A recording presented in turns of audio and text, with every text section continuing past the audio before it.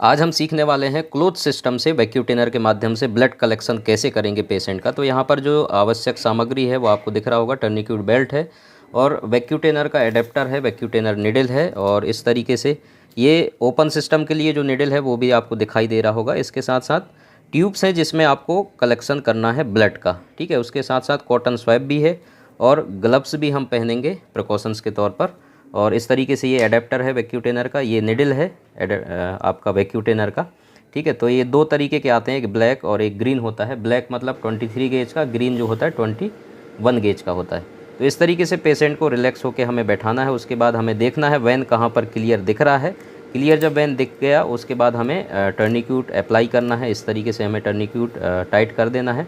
और उसके बाद ये हमारे पास कॉटन स्वैब है, हमने ग्लव्स पहन लिए हैं। कॉटन स्वैब आपको रिमूव कर लेना है। उसके बाद जहाँ से हमें ब्लड कलेक्ट करना है वैन से, उस सरफेस एरिया को पूरा अच्छे तरीके से क्लीन करना है। क्लीन कैसे करना है, अंदर से बाहर की तरफ इस तरीके से सर्कल में आपको क्लीन करना है, ठीक है। तो इस तरीके से जब ये क्लीन हो जाए और उसके बाद आप ये निडल देख रहे हैं, ठीक है। तो ये निडल का कैप अंदर वाला जो है आपको रिमूव करना है, जिसको आपको एडेप्टर में इंसर्ट करना है। तो इस तरीके से ये एडेप्टर है आपका, आगे के हिस्से में एडेप्टर में डाल दीजिए। इसके बाद इसको घुमा करके टाइट कर दीजिए। तो इस तरीके से ये टाइट हो जाता है।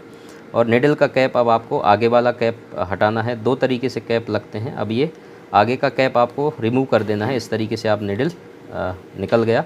अब आपको निडल इंसर्ट करने किस तरीके से करते हैं वो आपको देखना है। वैन आपको दिख रहा है, एक थंब से आपको पीछे की तरफ खींचना है और इंसर्ट कर देना है। तो इस तरीके से इंसर्ट हो गया और अच्छे से ही हम ले पाते हैं 3 ml 5 ml इसमें। बाकी आप जितने ट्यूब में चाहें, अभी देखिए हम अलग अलग ट्यूब में सैंपल ले रहे हैं, प्लेन वायल में हम ले रहे हैं।